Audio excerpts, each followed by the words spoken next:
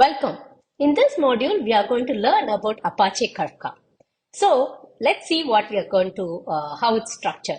So we are going to get introduced to Apache Kafka, which is an open source streaming tool. Then we are going to take a deeper look at what are the features of Kafka, and then talk a little bit about the Kafka architecture, and then finally end with Kafka Streams AI and what are the additional advantages of using them. So let's get started. Apache Kafka is an open source distributed event streaming platform. So let's take a look at what that means.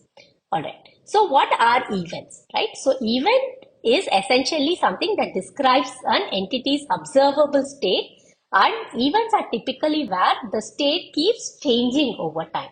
So for example, the GPS coordinates of the car. So that is a kind of a streaming event, right? Because at every point, the location of the GPS keeps changing.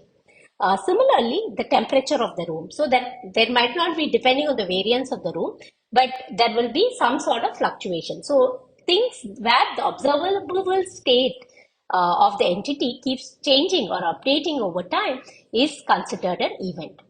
The format of an event. So a typical event, what is the format of data that gets generated by events, right? So some of the data could just be text, right? So let's say, for example, Twitter is also an event, right? So there are tweets that are getting tweeted at every second or millisecond, right? So the format of an event can just be a text. Sometimes it's a key value pair. For example, the GPS coordinate of a car. So the key could be the car itself. Or let's take an example of a ride-hailing service, right? The key could just be the car to which the GPS is tagged, and the value could be the location itself. So there is a key value pair. So there could be a key value pair JSON plus a timestamp, right? That brings out the time element at what location, at what time point. So event streaming is streaming data from event source to the event destination. So event source are typically GPS coordinates or sensors which are collecting data on a streaming way, right, in a real-time way. And the destination could be a data warehouse, it could be a data store, etc. Right? So an event streaming platform typically has three main components. So there is an event broker, there is an event storage, and then an analytics and a query engine. So here in this diagram, you can sort of see that there are multiple events which are sending a bunch of event data, right, to the event streaming platform, and then and then you have a bunch of event destination on the right hand side, right, which is subscribing to the event streaming platform. So the event streaming platform has three components. So it has to manage which event goes to which consumer, right? So there needs to be a broker. Events needs to be stored because each event has some sort of data associated with it. And then you should also be able to query and ask questions on the events, right? Hey, can you tell me in what area was this car during this period, etc. So that is very important. Else there is no point in storing these events, right? So it should also have an analytics and query engine. So what Apache Kafka is an open source distributed event streaming platform. So it's an ESP. So we'll take a look at what are the features in the subsequent slides. So let's take a look at some of the features of Kafka.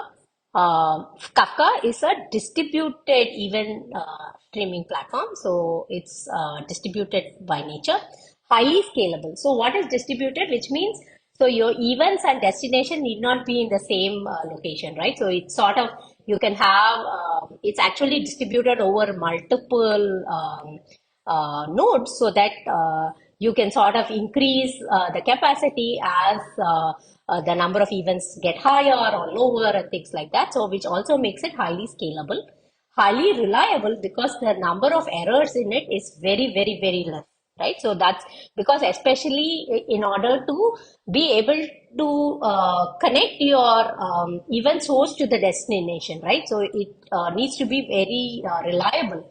so that the data gets to the consumer side. There is permanent persistency. So as I said, there is an event storage because all of these events are stored. It's persistent, and of course, it is open source and it has a big community of users. So that is also an important trait for the popularity of this platform. So let's take a look at the Kafka architecture. So in this diagram, we have sort of shown the Kafka architecture. So on one side are the producers of the event, which push the message into the Kafka ecosystem. So the Kafka ecosystem consists of a bunch of Kafka clusters. So it's a distributed system which has event brokers, right? So they get, there are multiple brokers, and on the other side you have your consumer group which pull the message from the Kafka ecosystem. So there are a few ways in which you can start using Kafka. It has a distributed client. So Kafka can be accessed using your command line interface, CLI, and it uses high-level programming Python as well. So you can write your program and initiate using your command line arguments. So this is all on the network, right? Because so it uses the network protocol TCP, which is your transmission control protocol. So the Kafka ecosystem itself has brokers, right, which essentially takes care of the events, pushing the event from the producer to the consumer. And all of these events are maintained by what is called a zookeeper. So a zookeeper is responsible for the overall management of the Kafka cluster. It monitors the Kafka brokers and notifies Kafka if any broker or partition goes down, or if a new broker or a partition goes up, right? Because this is a scalable system and it's distributed, which means at any point it also has to take care of reliability, which means so at any point there might be clusters which are going up or down, etc. So I would like you to sort of go back to one of the examples we talked about in highly intensive data applications, right? We talked about the Twitter interface. So the Twitter architecture actually uses quite a lot of Kafka in it. So I thought I would give you a link to it so that you can go and sort of relook at the Twitter system architecture here. Having looked at the overall architecture of Kafka, so let's take a deeper dive into each of the components, right? So the Kafka ecosystem consists of Kafka cluster, right? So each of these clusters can have one or many brokers. So as you can see on the image here, so the producer produces image. So these images needs to be replicated as well, right? So the broker, so each of these clusters can have one or many brokers, so which takes care of these images, the replication of the images, etc. So the more important component then comes the Kafka broker. So the broker is a dedicated server to receive, store, process, and distribute events, right? So that's where the actual streaming of the events are happening, right? So it will receive, store, and if there are any sort of transformation of the events that needs to happen from one format to another, that's where it happens in the broker. So Kafka brokers are synchronized and managed by another server, which is where the zookeeper comes into picture, right? So each broker contains one or many topics. So another very important component of Kafka is topic. So a topic is like a data set to store specific types of events.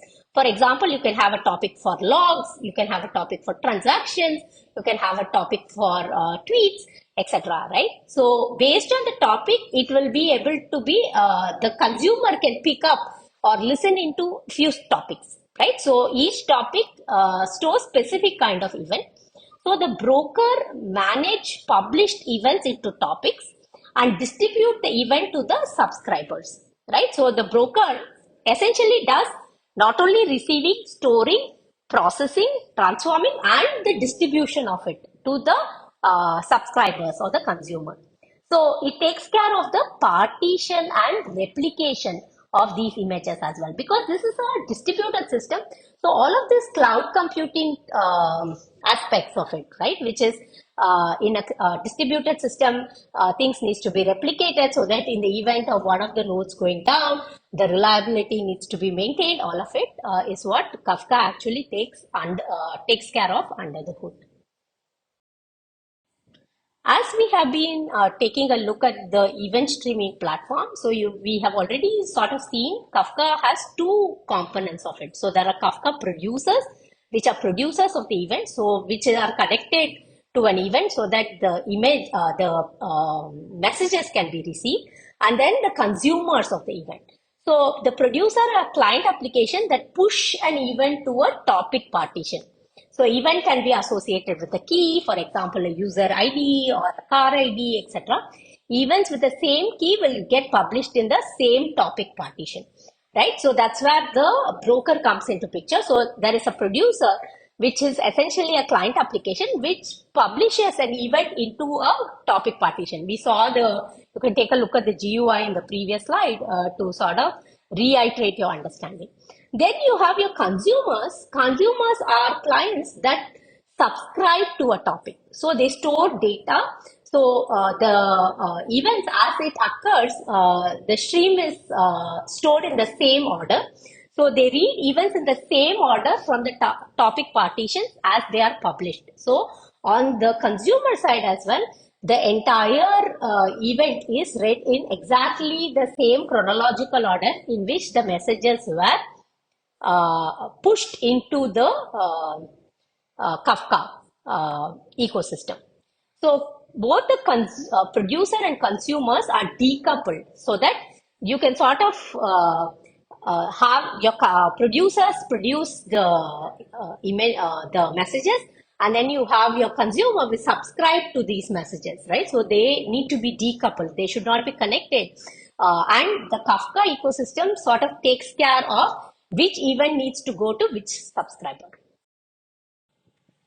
One of the data processing packages for processing event messages is what is called a Kafka Streams API.